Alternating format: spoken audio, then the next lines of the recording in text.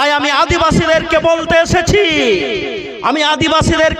এসেছি, আমার নিচু জাতির ছোট ভাইদেরকে বলতে এসেছি যে ভাইরা আমার, বন্ধুরা আমার, আপনাদেরকে হিন্দু হিন্দু ভাই ভাই বলে মুসলমানদের পিছনে যেভাবে লেলিয়ে দেওয়া হচ্ছে, এইটা যদি বন্ধ না করতে পারেন, আগামী দিনে ভারতবর্ষে টিকে থাকা আমাদের থেকে আপনাদের জন্য আরো কঠিন হয়ে যাবে। শ্রীরাম বলেন তারা কি 400 টাকায় গ্যাস পান?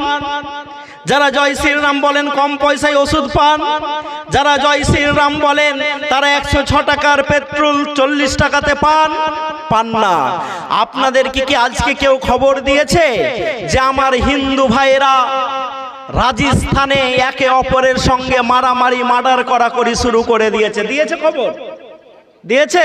এই তো অনেকেই জানেন খবরটা, যদিও ন্যাশনাল চ্যানেলে আসেনি। আজকে তারাই মারামারি করছে।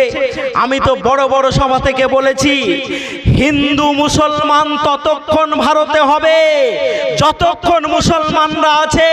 মুসলমানরা যদি চুপ হয়ে যায়, ভারতে আর হিন্দু ভাই ভাই থাকবে না। তারা ব্রাহ্মণ, ক্ষত্রিয়, বৈষ্ণব এতে পরিণত হয়ে যাবে। তখন ব্রাহ্মণরা পায়ের ওপরে পা দিয়ে বলবে যে আমরা তো ভগবান আমাদেরকে উচ্চ জায়গা থেকে সৃষ্টি করেছেন, সুতরাং আগে যে এইরকম সিস্টেম ছিল ওই সিস্টেমে ভারত চলবে।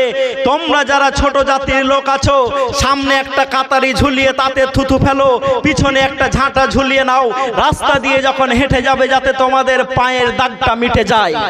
আমি কি তামিলনাড়ুর সেই বাচ্চাটাকে আজ ভুলে গেছি?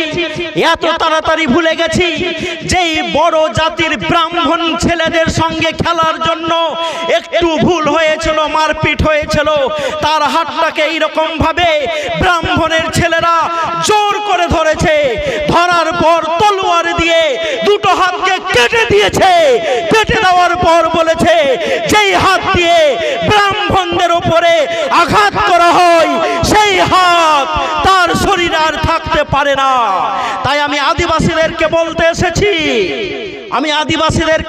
এসেছি, আমার নিচু জাতির ছোট ভাইদেরকে বলতে এসেছি যে ভাইরা আমার, বন্ধুরা আমার, আপনাদেরকে হিন্দু হিন্দু ভাই ভাই বলে মুসলমানদের পিছনে যেভাবে লেলিয়ে দেওয়া হচ্ছে, এইটা যদি বন্ধ না করতে পারেন, আগামী দিনে ভারতবর্ষে টিকে থাকা আমাদের থেকে আপনাদের জন্য আরো কঠিন হয়ে যাবে। হবে না? হবে। কারণ মুসলমানদেরকে তো দবানো যাবে না। মুসলমানরা একমাত্র কাকে ভয় করে? আল্লাহকে।